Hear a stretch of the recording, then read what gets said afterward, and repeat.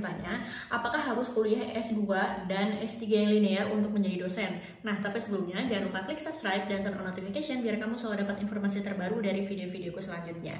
Nah, jadi bagi teman-teman yang bertanya, sebenarnya ini sama seperti video sebelumnya yang aku upload, jadi tidak wajib kuliah S3.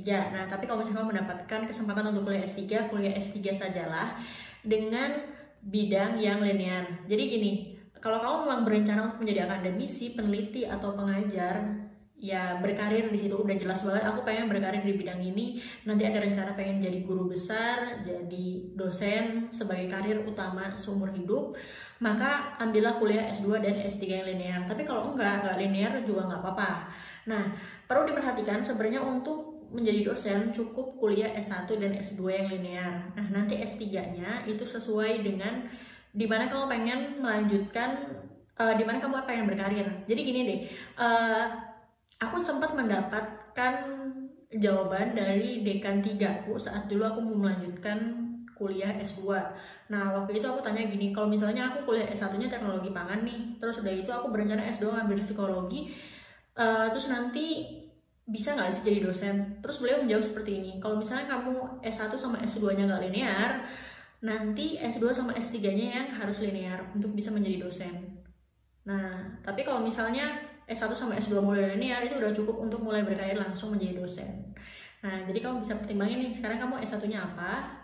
Terus udah itu, kalau misalnya sekarang kamu lulus S1 nih, terus kamu berencana pengen menjadi dosen. Udah clear nih pengen jadi dosen.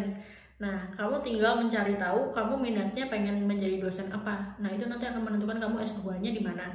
Kalau misalnya kamu ngerasa, aku udah fix nih S1-ku misalnya teknologi pangan, S2 aku ngambil teknologi pangan lagi karena aku udah jelas karirnya pengen menjadi dosen di bidang teknologi pangan. Ya silahkan aja. Cuma masalahnya gini deh, ketika kamu S1-nya teknologi pangan, terus setelah lulus S1 kuliah 4 tahun itu baru kamu merasa aku sebenarnya nggak begitu suka dengan teknologi pangan nih dan aku pengen lintas jurusan.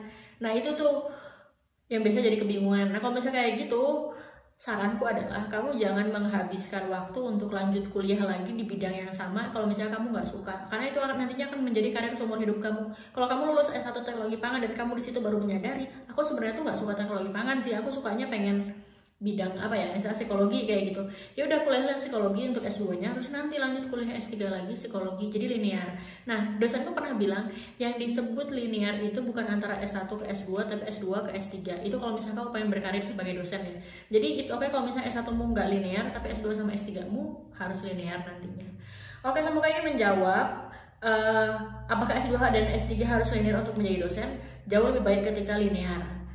Seperti itu ya. Tapi aku juga pernah nemu satu case nih. Ini orang tuanya temanku, dia S1-nya peternakan, S2-nya ekonomi, dan dia saat ini menjadi dosen ekonomi di salah satu kampus swasta. Sampai sekarang masih berkarir menjadi dosen di usia hampir 60 tahun. Nggak kuliah S3 lagi, terus udah itu S1 dan S2-nya nggak linear, tapi bisa menjadi dosen di bidang ekonomi. Nah, aku nggak tahu lagi nih ya. Cuma untuk jaga-jaganya nih ya, ngambillah bidang S1, S2, dan S3 yang linear. Kalau kamu emang udah menyukai bidang itu dan emang berencana berkarir menjadi dosen, peneliti, atau akademisi di bidang itu. Karena kalau S2 dan S3-nya linear, itu akan sangat membantu kamu dalam melakukan penelitian dan pendalaman materi. Jadi gini, kalau misalnya S1 sama S2-mu sama nih, terus udah itu tiba-tiba S3-nya beda. Pertama kesulitannya adalah beberapa kampus tidak mau bersedia menerima mahasiswa S3 yang S1 sama S2-nya jauh banget gitu. Jadi S1 sama S2-nya bidangnya linear, bidang A gitu. Tiba-tiba S3-nya ngambil bidang B yang jauh banget. Apalagi kalau misalnya S1 sama S2-nya saintek, kemudian S3-nya bidangnya soshum gitu. Biasanya di persyaratannya ada yang tidak membolehkan itu. Tapi kalau misalnya nggak ada persyaratannya ya it's okay. Terus udah itu kedua, akan kesulitan bagi kamu buat ngejar di perkuliahan S3 ini. Karena barusan aku tanya-tanya untuk kuliah S3 ini kuliahnya ternyata cuma 1 semester aja. Jadi kalau kamu nggak punya background ataupun dasar perkuliahan S1 dan S2 yang linear, nantinya akan kesulitan saat kamu melakukan penelitian maupun saat melakukan perkuliahan itu.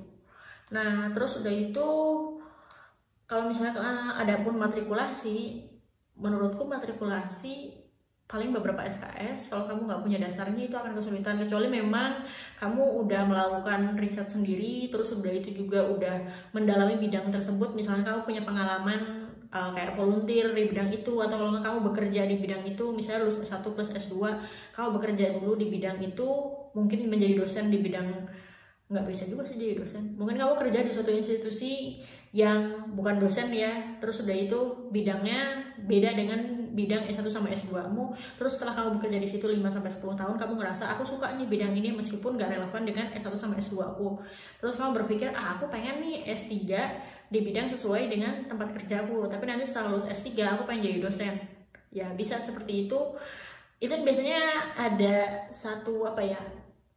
beberapa kampus nih ya, nggak semua, biasanya membolehkan asalkan kamu punya pengalaman di bidang yang relevan, karena nanti biasanya akan diminta untuk bikin rencana studi dulu, rencana studi atau rencana penelitian kalau buat S3. Nah, jadi seperti itu jawabannya, semoga bisa membantu. Kalau kamu merasa punya pertanyaan lain atau informasi yang aku sampaikan di video ini kurang jelas, kamu bisa bertanya di kolom komentar di bawah ini. Dan terima kasih sudah menonton video ini sampai akhir.